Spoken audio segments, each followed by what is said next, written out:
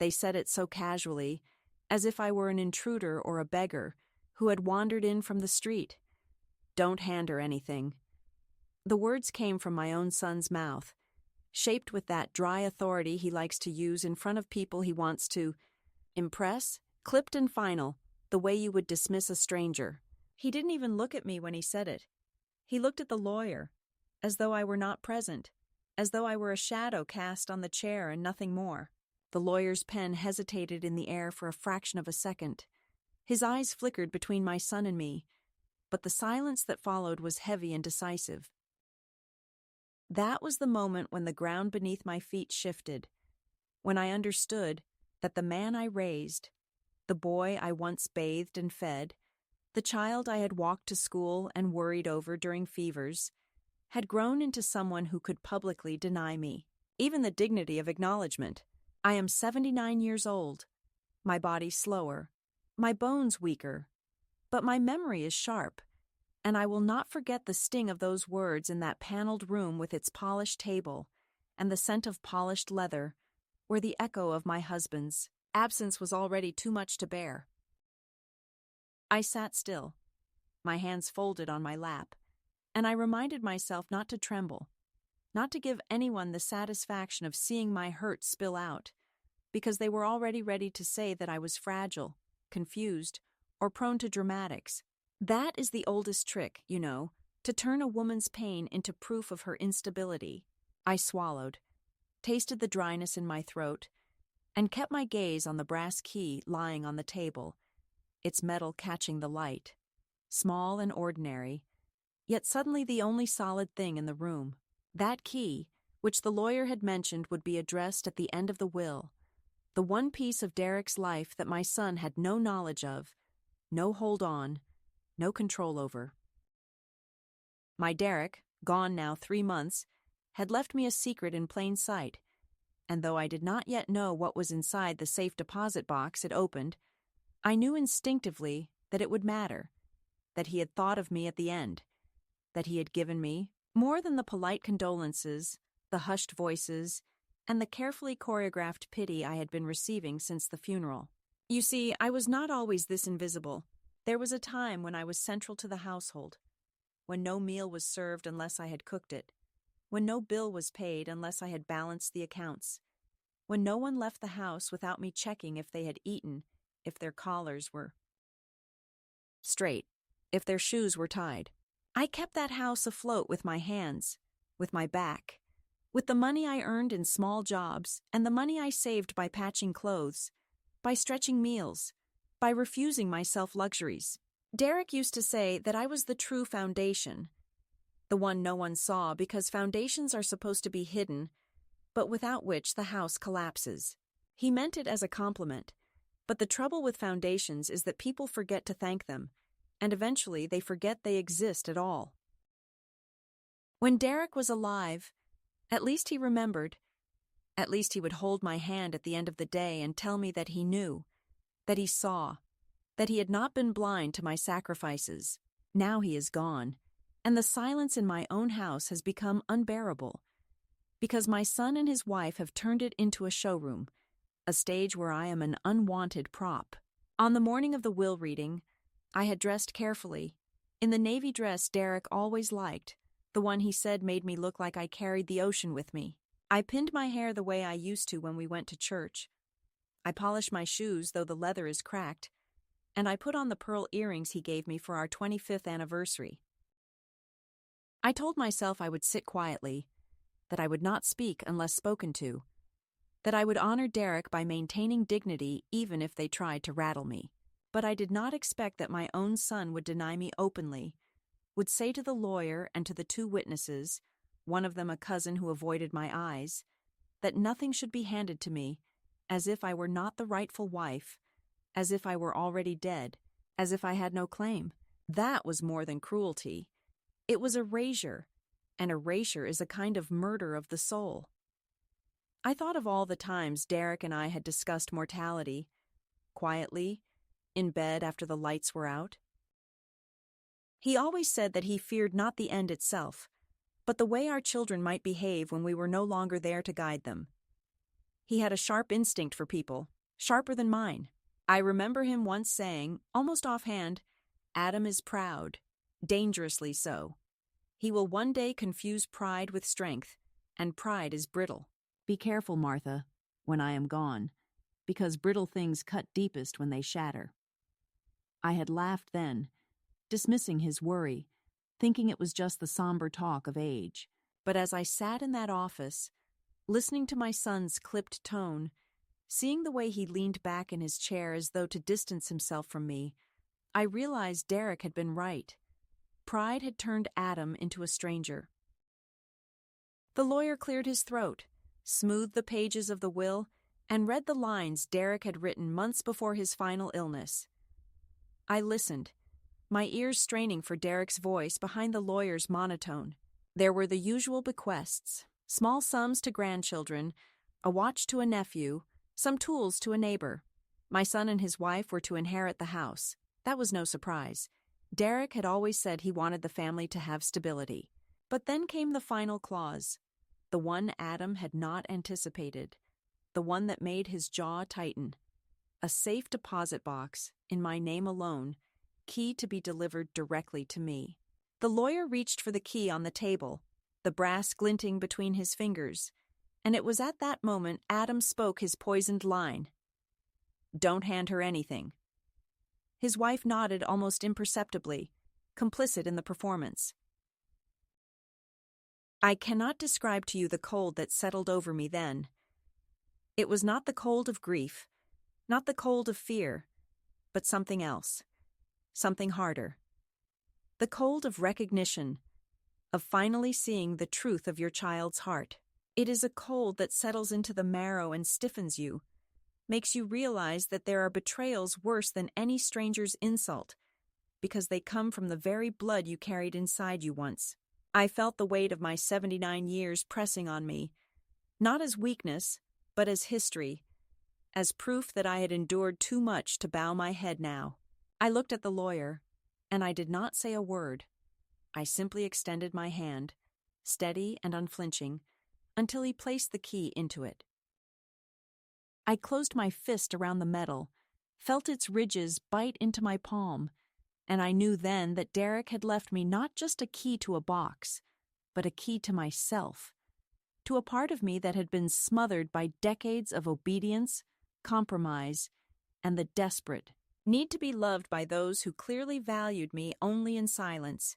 When the reading was over, Adam stood without meeting my eyes, spoke briskly of errands, of schedules, of matters to be handled. He wanted to move quickly, to sweep me out of the room like dust after a gathering, but I stayed seated for a moment longer, listening to the clock tick on the wall, the sound echoing like a heartbeat in a tomb.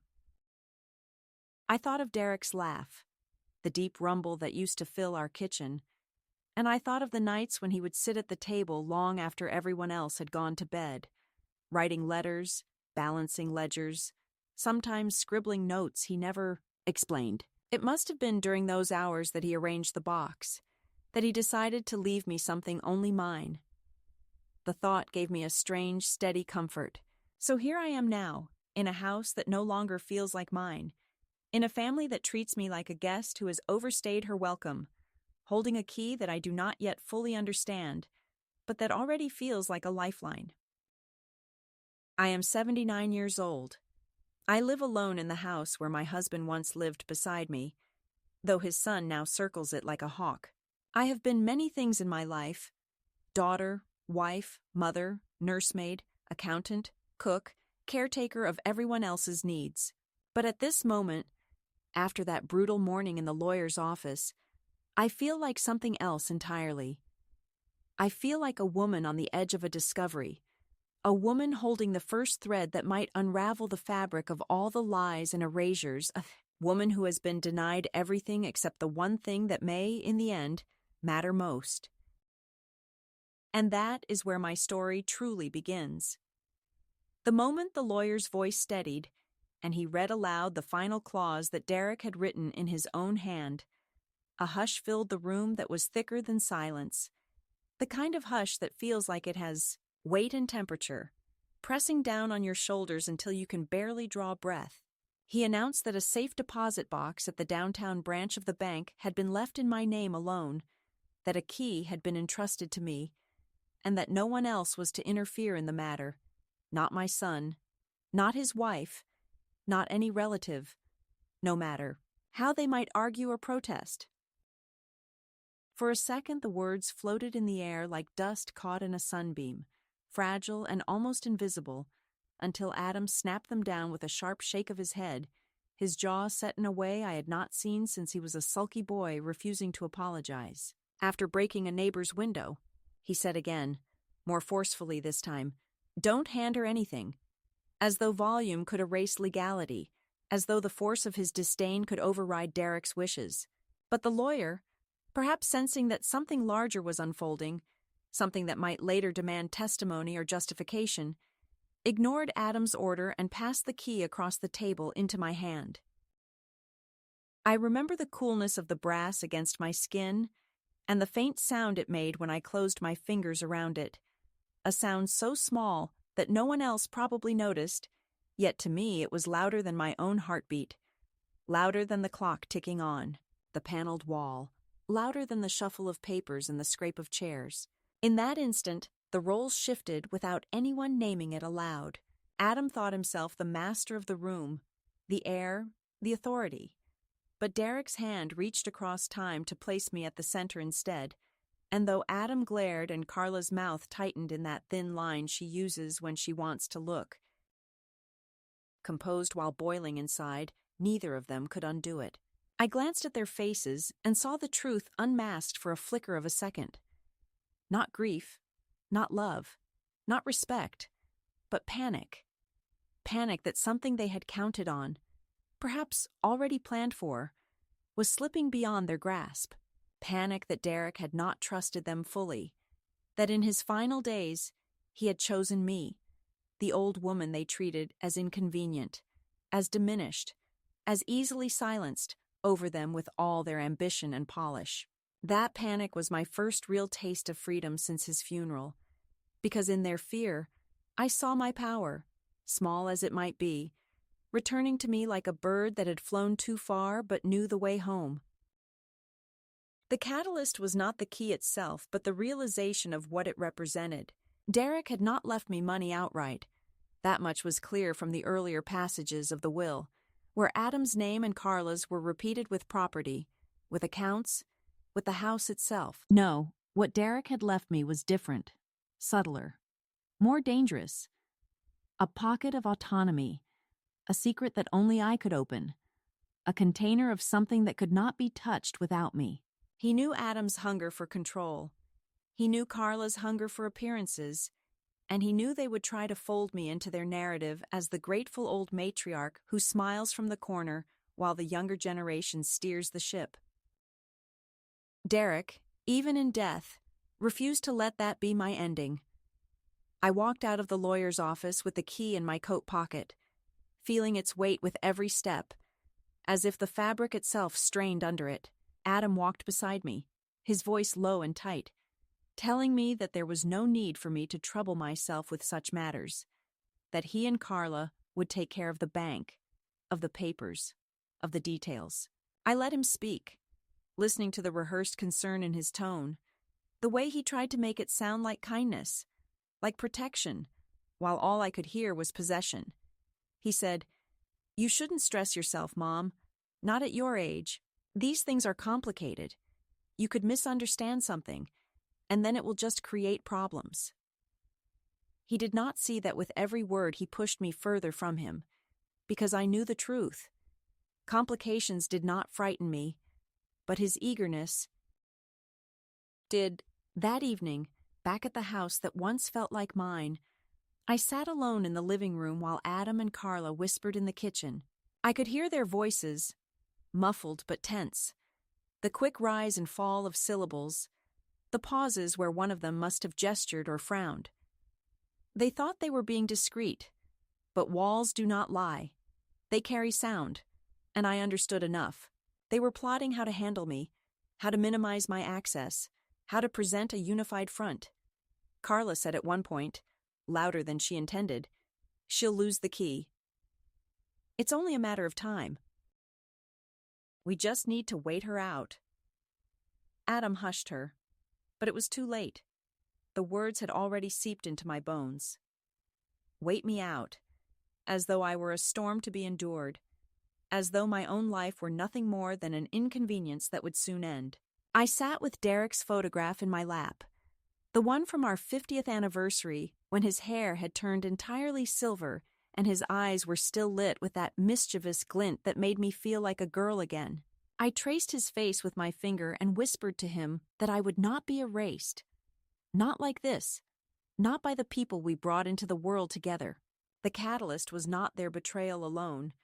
It was my awakening, my sudden clarity that I had allowed myself to shrink for too long, that I had accepted invisibility as the price of harmony, that I had traded my own dignity for the comfort of those who now denied me even a sliver of respect. That could not stand. The following morning I rose early, earlier than Adam and Carla, who slept late after their wine. I dressed in my warm coat, the one with the deep pockets, and I slipped the key inside. I told them I was going for a walk, just to clear my head, and Adam mumbled something about not straining myself. I walked instead to the bank, each step heavy with anticipation and fear, not of what I might find, but of the possibility that there would be nothing at all, that Derek had left me only the illusion of power. Yet even that fear could not stop me, because the very act of walking there on my own terms felt like defiance, like proof that I still had choices left to make. When I stood before the teller and presented the key, I half expected her to shake her head, to tell me there was some error, some missing paper, some obstacle. But she simply nodded, escorted me to a small room with a table and a chair, and brought me the box. My hands shook as I fitted the key into the lock, but it turned smoothly, and the lid opened with a soft metallic sigh, as though Derek himself had been holding his breath for me. Inside were documents, yes, but also letters and photographs, and something wrapped carefully in cloth. I did not touch them all at once. I simply stared, the relief flooding through me in waves, because whatever was inside, it was mine. It was his final word to me, and it was beyond Adam's reach. That was the true catalyst, the realization that even in the shadow of death, Derek had seen me, remembered me, and given me the means to see myself again. When I walked back from the bank that day, the streets looked different, sharper, more alive, as though I had been sleepwalking for years and only just now woken up. The betrayal of my son was no longer the whole story. It was only the spark. The real story was that I, a woman nearly 8 decades old, had been handed back a piece of myself that I thought had been buried with my husband, and no matter what storm Adam and Carla might try to summon, I would not give it back. When I returned from the bank that morning, carrying the weight of the unopened letters and the still-wrapped bundle in my bag, I thought perhaps I could keep my secret safe for a while, that I might slip quietly into a rhythm of solitude, reading Derek's words in the silence of my room, drawing strength from them in private. But secrets do not remain hidden long in a house where distrust already breathes in the walls. Adam sensed something before I had even removed my coat. He looked at me with that narrowed suspicion he once reserved for classmates he thought had cheated him, and he asked too casually if I had enjoyed my little walk. I nodded, careful not to let my voice shake, and said that the air had done me good, that I had stopped by the church to light a candle. He did not believe me. I could see it in the way his eyes flicked toward my hands, searching for evidence, as if I were a thief returning from some forbidden errand. Carla, with her endless talent for polite cruelty, merely smiled thinly and said that I ought to be careful not to overexert myself, that I had seemed unsteady lately, and then she placed her hand on Adam's arm in that rehearsed way of hers as though she were calming him when in truth she was feeding his doubts. That evening they began to tighten the leash in ways so small that an outsider might not even notice. At dinner, Adam served me a smaller portion than everyone else and remarked that at my age I should be watching my diet. as if he were the authority on my body, as if I had not raised him through lean years when food was scarce and portions were measured carefully, only because I chose to eat less so he could eat more. Carla insisted on keeping my medications in a neat little plastic organizer on the kitchen counter, saying she wanted to make sure I didn't forget, though I had never once in my life forgotten my prescriptions. She began moving Derek's things out of sight under the guise of decluttering, telling me that dusty books and worn jackets made the house feel dreary. Every day some trace of him vanished. A pipe, a pair of glasses, an old sweater that still smelled faintly of cedar, and when I asked where she had put them, she would tilt her head and say she wasn't sure. Perhaps Adam had donated them. Bit by bit, Derek's presence was being erased, and with it my claim to the years we built together. In conversations with neighbors, I noticed subtle shifts, hesitations in their greetings, glances exchanged behind my back. One kind woman asked if I was managing all right on my own, though she knew very well that I lived in the same house as my son. Another remarked on how lucky I was to have Adam and Carla taking such good care of me, her tone just slightly too sweet, the kind of sweetness that covers doubt. I realized then that Adam had begun to plant seeds in the community, whispering about my supposed frailty, about the possibility of confusion, about how difficult it was to manage an aging parent who sometimes lost her way. He wanted to build a case before I even opened my mouth, so that any protest of mine could be dismissed as paranoia. It was a clever cruelty, because once people believe a woman is slipping, every word she utters becomes suspect. At night, in the guest room, they insisted I use even though half the closets in the master bedroom were still filled with my clothes. I would take out Derek's letters one by one and read them slowly, his handwriting looping across the paper with the steadiness of a man who never rushed his thoughts. Some were love letters written years ago that he must have kept for himself. Some were notes he had written in the final months of his illness when the morphine blurred his days. But all of them contained the same thread of recognition. He saw me. He trusted me. He knew I would need proof when others tried to make me doubt my own worth. That was the true gift in the box. Not money or property, though there were documents enough to rattle Adam if he ever saw them, but evidence of a bond that could not be rewritten by anyone's disdain. The more Adam and Carla tried to press me into the shape of a fragile dependent, the more I felt the stubborn fire inside me grow. Yet I knew I could not show it openly. Not yet. I played the part they expected, nodding, smiling faintly, allowing Carla to remind me to take pills I had already swallowed, thanking Adam when he explained a bill as though I had not balanced household accounts for decades. I let them think I was yielding, because every day I was gathering strength, holding Derek's letters like a shield no one else could see. Still, the erosion continued. Carla began inviting her friends to the house and speaking about me as though I were not present, saying things like, "It's hard, managing an elderly parent. They don't always remember how things are done these days." While I sat silently, on the sofa, my hands clasped to keep them from trembling with rage. Adam started to keep the checkbook in his office, and when I asked for it, he said he would handle all financial matters from now on, that I had done enough in my life, that it was time for me to rest. Rest in his mouth meant silence. There were days when I almost began to doubt myself, when the combined weight of their dismissals and the world's quiet agreement pressed so heavily on me that I wondered if perhaps I truly was nothing more than an old woman clinging to scraps of authority. But then I would unlock the little box I kept hidden in my dresser and read Derek's words again, and I would remember the years of strength behind me, the decades of labor and love that no one could erase. I began to take longer walks, telling Adam and Carla that the air helped me sleep.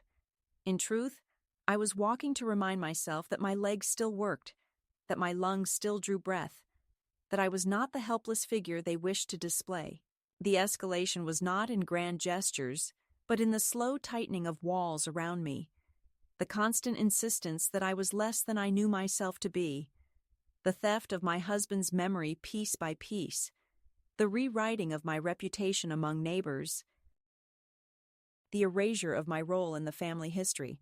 It was a quiet suffocation, one that could almost be mistaken for care, and that was what made it so dangerous. For the world loves the story of children tending to their aging mother, and no one wishes to look too closely at whether the tending is really pruning, cutting, trimming her down until she barely exists. One night I dreamed of Derek sitting at the edge of the bed, holding out the key to me again, his voice calm but insistent. Don't let them turn you into a ghost while you're still breathing.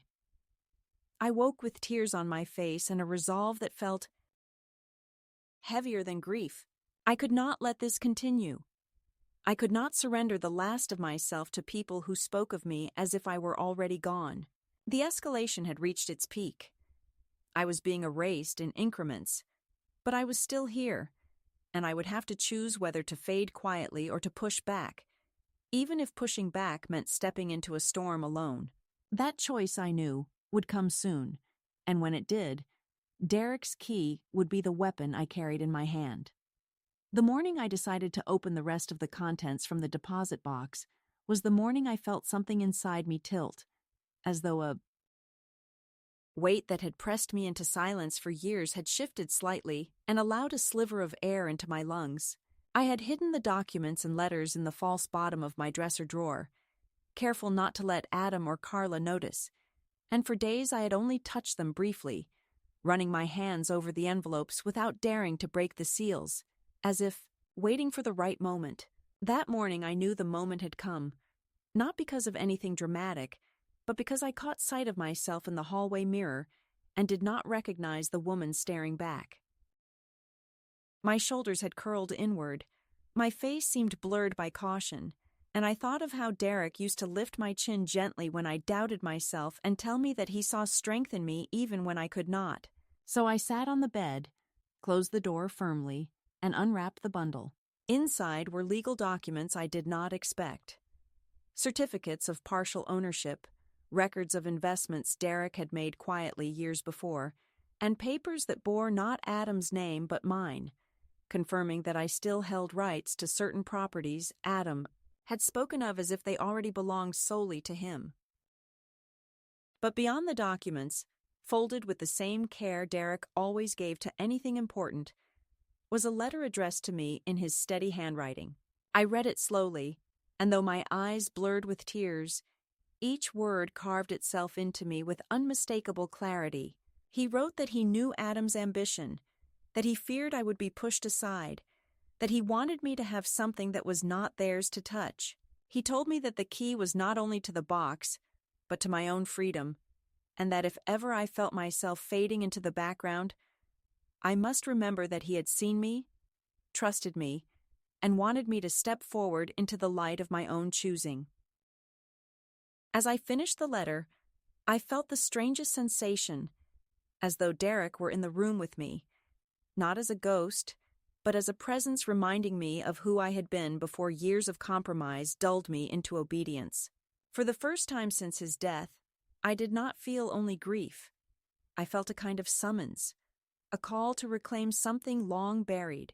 That was the shift, the midpoint where sorrow turned into a kind of resolve, where the erosion of my identity was no longer the inevitable end of my story, but the very reason I had to change its course. I folded the documents carefully and placed them in a folder of my own, one that I could carry if I needed to, and then I put on my coat and walked out into the afternoon. The streets looked different that day, not because they had changed, but because I walked with purpose rather than habit. I passed the bakery on the corner, the one I had not entered since Derek's illness, because the smell of fresh bread made me ache with memories of his appetite, and I stepped inside. The girl behind the counter smiled and asked what I wanted, and for once I did not hesitate or apologize for taking up space. I asked for a loaf, paid in cash from my own pocket, and carried it home as though it were a prize. It was such a small thing, but I realized as I tore a piece of that bread in my kitchen and ate it still warm that it had been years since I had chosen something for myself without first considering who else might approve. That evening, when Adam asked where I had been, I told him plainly that I had been out, that I had bought bread, and when he frowned and muttered something about not wandering too far, I looked at him steadily and said that I had lived long enough to know the difference between wandering and walking with intention. He blinked, perhaps startled by the firmness in my tone, and for a moment there was silence that stretched longer than usual, a silence that belonged to me rather than to him. Carla broke it with some remark about dinner, but I had seen it, the flicker of unease in Adam's eyes, the recognition that I was not as pliable as he thought. From that day forward, I began to reclaim small rituals of my own. I opened Derek's letters each morning as though they were prayers, not to mourn, but to remind myself of the strength he believed in. I walked farther each afternoon, sometimes to the library, sometimes to the park, always to places that reminded me I was still part of the world. I began writing again in the old notebook I had kept hidden in a drawer, not lists of chores or expenses, but thoughts, reflections, even anger, because anger too deserved a voice after years of being swallowed. These were not dramatic rebellions. They were quiet shifts, but they began to form a rhythm that felt like life returning. The turning point was not in a single revelation, but in the gradual realization that invisibility is not forced only from outside. It seeps in when you begin to believe the story others tell about you. Adam and Carla had painted me as fragile, dependent, irrelevant, but Derek's key and Derek's words cracked that story open, and through the crack, I saw another possibility, that I could choose differently, that I could live on my own terms even in the autumn of my years. It would not be easy, I knew that, for confrontation loomed ahead, and Adam's pride would not allow me to step away quietly. But as I sat by the window one evening with Derek's letter on my lap and the sound of the wind moving through the trees outside, I understood that the shift had already occurred. I was no longer waiting for permission to live. I had already begun. It did not take long for Adam to sense the change in me. For sons, no matter how hardened they become, still know the rhythms of their mothers, and even if they do not admit it, they feel the tremors when something shifts. Beneath the surface, he noticed that I no longer asked permission before leaving the house, that I no longer sat quietly in the corner during their conversations, but allowed my gaze to linger on them until they faltered mid-sentence. It unsettled him, and he reacted not with questions or attempts to understand, but with control, always with control. The escalation began slowly, in the way storms gather long before the first drop of rain. He suggested that I ought not to carry cash because it could be unsafe for someone my age. Then he offered to keep it for me and give me small amounts when I needed them. I declined politely, but the seed of conflict was planted. Next, Carla began bringing up the idea of a professional caregiver. Just for a few hours a week, she said, to give me company and to ease the household burden, though the truth was, I was the one preparing the meals, folding the laundry, and tidying the spaces they left in chaos. It was their burden that was my presence, not my absence. One evening, I overheard Adam on the phone, his voice low but edged with impatience, speaking to someone about medical evaluations, about power of attorney, about ensuring that things were in order before it became complicated. The words struck me like cold water poured down my spine. Power of attorney. In his mind, my independence was already something to be managed, a formality to be stripped away with a few signatures, a few official phrases that would leave me with nothing but the illusion of choice. I sat in the darkness of the hallway, listening to his footsteps pacing the floor, and I understood that he was preparing to tighten his grasp not only on the property Derek had left, but on me as well, as though I were another asset to be folded neatly into his portfolio. It was around that time that I received the first letter from my grandson, written in his hurried but earnest handwriting, addressed to me, and slipped quietly under my door one morning when Adam and Carla were out. He wrote that he missed me, that he had noticed the way his parents spoke about me, and that he did not believe their stories, that he still saw me as the woman who taught him how to plant tomatoes in the garden, and who once spent an entire afternoon helping him build a birdhouse even though the nails bent and the paint dripped. He told me that he hoped I was all right, and that if I ever needed help, I should write to him directly, not through his parents. The paper trembled in my hands as I read, because it was not only love, it was validation, proof that I was not invisible to everyone, that someone had seen the truth of me despite the fog of Adam and Carla's narrative. That letter became a second kind of key, unlocking in me a fierce determination not to surrender everything I still had. The escalation grew sharper after that. Adam confronted me directly one afternoon, placing a stack of papers on the dining table and explaining in a tone both patronizing and falsely patient that it was time to simplify matters, that all I needed to do was sign, and then he and Carla would be able to take care of everything for me without stress. He called it a gift. He said it would free me. But as I read the legal jargon, my stomach nodded with recognition. It was a transfer of rights, a quiet erasure signed in ink. I slid the papers back toward him and told him I would consider them, and the look on his face, a flicker of anger barely restrained, told me that my refusal was unexpected. Carla tried to smooth it over, placing her hand on his shoulder and telling me gently that of course I didn't have to decide right away, that they only wanted what was best for me. But I could see in her eyes the same hunger that had lived there from the beginning, the hunger for control disguised as care. It was then that I realized Derek's documents were more than relics. They were weapons. I studied them carefully, reading the clauses and the signatures, and I began to understand that Derek had left me enough authority to contest every attempt Adam might make. The knowledge gave me a strange kind of courage. I no longer walked timidly in my own home. When Carla began clearing out Derek's books from the shelves, I stopped her hand and told her that they would stay where they were, that the dust of his fingerprints mattered more than her taste in decor. When Adam raised his voice one evening, accusing me of being unreasonable, I looked him directly in the eyes and said, in the calmest voice I could summon, that I had lived longer than he had been alive, and that I was not afraid of him. The silence that followed was the kind of silence that cracks glass, but escalation never comes without retaliation. Adam began to involve outsiders, bringing a financial advisor into the house under the pretense of a friendly consultation.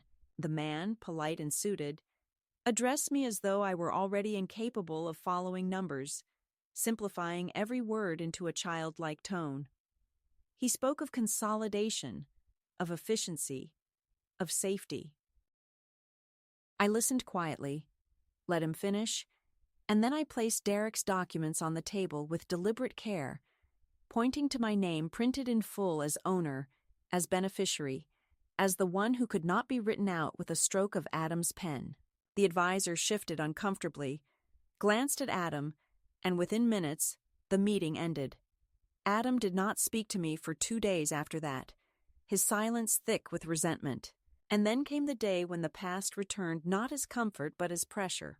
Carla's face appeared at the doorway of the small cafe I had begun to visit on my walks, a place where I felt briefly like a woman among strangers rather than a relic among kin. She did not enter at first. She stood outside scanning the menu with a fixed smile, and I knew she had followed me, perhaps even instructed Adam of my whereabouts. When she finally came in, she asked if we could speak privately, her voice low, her eyes calculating. She told me that Adam was worried about me, that my behavior was erratic, that I was hiding things. She urged me to trust them, to hand over the documents I had found, to let them manage the complexity.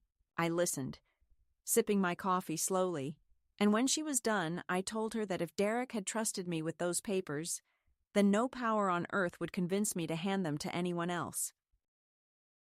She stiffened, adjusted her coat, and left without finishing her cup. It was after that encounter that Adam's anger reached its peak. One evening he shouted that I was ungrateful, that after all he had done for me I repaid him with suspicion and resistance, that I was tearing the family apart. His words struck like blows, but I stood my ground. I told him that families are not torn apart by truth. They are torn apart by lies, and that I would no longer participate in the comfortable lie that I was helpless and he was noble. He slammed the door and left, and I sat in the quiet, my hands shaking but my resolve steadier than it had ever been. The second escalation was not only theirs, it was mine as well. For each step they took to diminish me, I took one to reclaim myself. For every whisper they spread about my supposed confusion, I spoke more clearly in public, to neighbors, to shopkeepers, to anyone who might notice that my words were firm. For every attempt to erase Derek's memory from the house, I placed one of his belongings in plain sight and dared them to remove it. And for every piece of paper they tried to slip in front of me, I produced Derek's letters and reminded myself that he had seen this coming and armed me against it. The storm had fully arrived, no longer gathering at the horizon, but crashing in the rooms of my daily life. I was tested, pressed, cornered, but with each confrontation I discovered that I was not brittle, that the years of silence had not broken me, only stored my strength for this moment. And though Adam did not yet understand it, though Carla still believed she could outmaneuver me, the truth was already tilting. I was not their dependent. I was the woman Derek had trusted, and the escalation that they thought would crush me was in fact forging me into someone they could no longer control. The day of reckoning arrived not with thunder or shouts, but with the quiet click of a door closing behind me as I stepped into the lawyer's office. Once more, this time not as the grieving widow sitting silently at the edge of the table, but as a woman who had gathered her proof, her resolve, and her courage into a single, unshakable bundle. Adam had called the meeting, insisting that matters needed to be finalized, that there could be no more delays, that my hesitation was creating confusion. He expected me to shuffle in behind him, to nod and sign where he pointed, to let him steer the narrative. But I walked ahead of him that morning, holding Derek's folder in my hand, and when the lawyer looked up in surprise, it was I who placed the papers on his desk. I who said firmly that today we would be addressing the rights Derek had entrusted to me. Adam's face tightened with the familiar mask of control, his voice calm but lined with steel, as he explained to the lawyer that I was confused, that I had been wandering, that I was clinging to things I did not understand. Carla sat beside him with her polished composure, nodding at the right moments, reinforcing his story without speaking much herself, her silence a weapon sharper than words. But I had come prepared. I opened the folder and laid out Derek's documents, one by one, with my name in ink, with signatures notarized, with dates that stretched back years. The lawyer adjusted his glasses, leaned forward, and began to read carefully, his brow furrowing not with doubt toward me but with recognition of their validity. The silence in the room was heavy, broken only by the sound of papers shifting beneath my hand. Adam tried to interrupt, raising his voice, but I did not flinch. I turned to him and said with a steadiness I had never used on him before, "You will not erase me from my own life." Derek trusted me, and I will honor that trust. I am not confused. I am not weak. I am your mother, and I know exactly what I am doing. The words seemed to freeze him in place, as though he had expected every possibility, but not the simple clarity of my refusal. Carla's lips parted as if to speak, but no words came. For the first time in months, perhaps years, I saw them both as smaller than me, their power an illusion that dissolved in the presence of evidence and resolve. The lawyer cleared his throat and confirmed that the documents placed in front of him gave me not only partial ownership of property Adam had claimed as his, but also legal authority over certain accounts that Derek had deliberately left in my care. He explained calmly that nothing could be transferred without my signature, that my role was not ceremonial, but binding. Adam's jaw tightened so hard I could see the muscles pulse, his fists clenched against the table, but he could do nothing. The law that he had hoped to wield against me now stood on my side, because Derek had written me into the story in ink that could not be washed away by disdain. And then, with the same calm, I pulled out another document I had prepared with the lawyer's help after my visits to the bank. My own will, newly drafted, freshly signed, altering the legacy that Adam had assumed would fall neatly into his lap. I announced in that quiet office that Adam would not inherit as he expected, that my estate would be divided differently, that the grandson who still saw me, who still remembered the woman who built birdhouses with him, would receive what mattered most. Adam's voice broke then, rising in protest, accusing me of betrayal, of spite, of turning against my own blood. But I looked at him steadily and said that betrayal does not begin with the mother who defends herself. It begins with the son who tries to erase her. There was no shouting from me, no trembling, no apology. The climax was not in noise, but in the stillness of my decision, in the fact that for once in my life I did not bend, I did not smooth over, I did not retreat. I signed the final page with a firm hand, my name etched clearly as though I were carving it into stone, and when the lawyer placed the documents into a folder and closed it with a decisive snap, I felt something lift from me, a weight I had carried, for decades, the weight of pleasing, of yielding, of hoping that love would be earned through sacrifice. That weight was gone, replaced by the solid, immovable knowledge that I had claimed my own place, that I had stepped fully into the space Derek had left for me. Adam stormed out then, the door rattling behind him, his footsteps echoing down the hallway, like the retreat of a soldier who had lost a battle he never believed he could lose. Carla followed him quickly, her heels clicking, her face pale, no longer composed. I remained seated, my breath slow, my hands still on the table, the silence in the office now mine. The lawyer, perhaps sensing the gravity of what had just unfolded, said quietly that he admired my strength, that not many women in my position would have held their ground so firmly. I nodded, not with pride, but with the calm acceptance of someone who had finally done what had to be done. When I left the office, the air outside felt different, crisper, as though the world itself recognized the shift. I walked slowly, deliberately, each step a confirmation that the decision was irreversible, that the path ahead was mine alone. The climax was not in defeating my son. It was in reclaiming myself, in proving that even at 79 years old, even after years of being silenced and diminished, I could still choose, still act, still draw a line that no one could cross. And as I held Derek's folder close to me, I whispered a quiet thank you to him, for the key, for the foresight, for the faith, and for reminding me, even from beyond the grave, that my story was not finished until I chose its ending.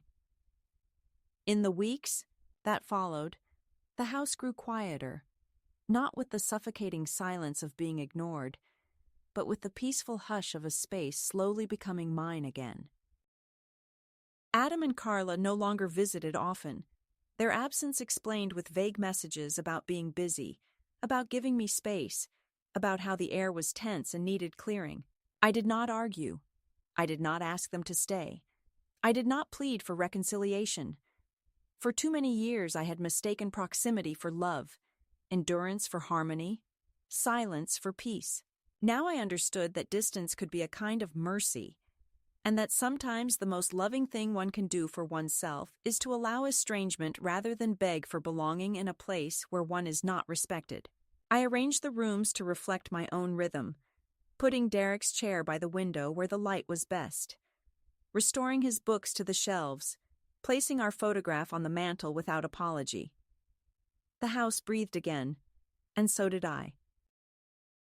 I moved with deliberate slowness through my days, savoring the rituals that were once invisible under the weight of other people's demands. I brewed coffee in the morning and sat by the window to watch the sun rise, the steam curling into the cold air as I wrote in my notebook. I walked to the park with a steady pace, not hurried, not cautious, but free. And sometimes I stopped to watch children play, and remembered when Adam was that small, before pride turned him into a man I could no longer reach. I visited the library and carried books home under my arm like treasures, reading them late into the night with the quiet satisfaction of someone who answers to no one. Freedom at 79 does not look like rebellion or adventure.